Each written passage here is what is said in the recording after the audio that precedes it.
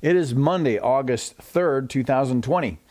I'm Pastor Thor Ramsey, and this is Gospel for Five, where we take 5 minutes out of our day and focus on the gospel and the one who saved our souls. What is the secret to doing great things for God? This is a question that churches that believe the Bible ask themselves nearly every gathering. What if we did this, or what if we did that? Should we try this, or that, or the other? There's nothing wrong with planning and strategizing, as long as we keep it in context, because when we're asking those kind of questions, we are really asking, what's the secret to doing great things for God? And this is how the Apostle John answered it in his gospel about Jesus. In the Gospel of John, chapter 6, verses 28 and 29, then they said to him, "What must we do to be doing the works of God?" And Jesus answered them, "This is the work of God, that you believe in him whom he has sent."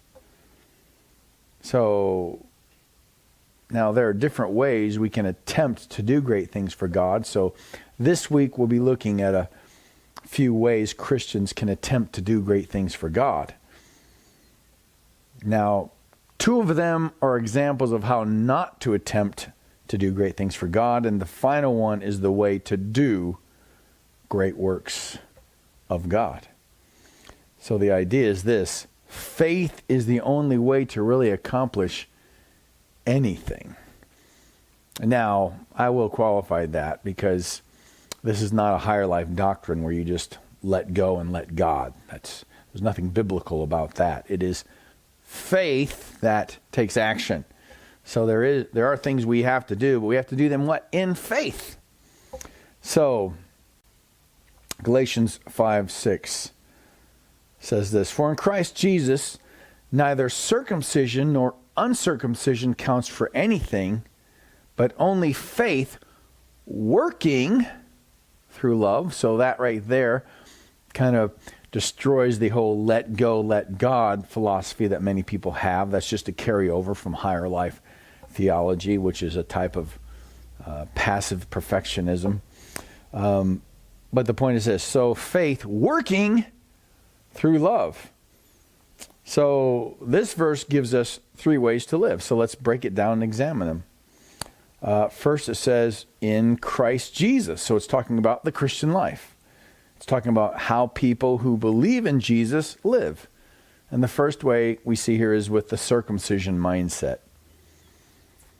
Well, it basically implies right here that the circumcision mindset is not the way to live the Christian life. So it's important to know, what exactly is the circumcision mindset?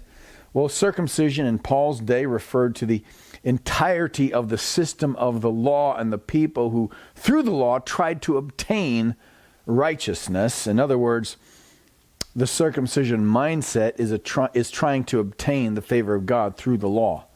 In other words, it's the wrong use of the law. It's the wrong application of the law. So living the Christian life in this way means you're striving to be holy through the wrong use of the law.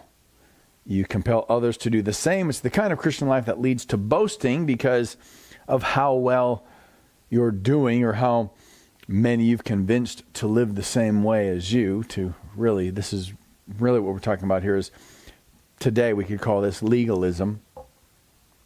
I would say Jehovah's Witnesses and Mormons both have this type of mindset.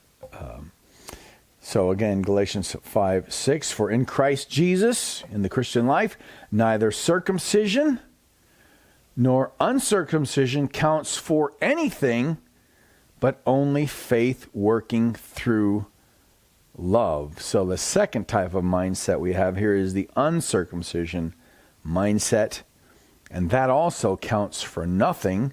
So if the circumcision mindset is trying to attain God's favor through keeping the law, through your own morality and your own righteousness, what is the uncircumcision mindset?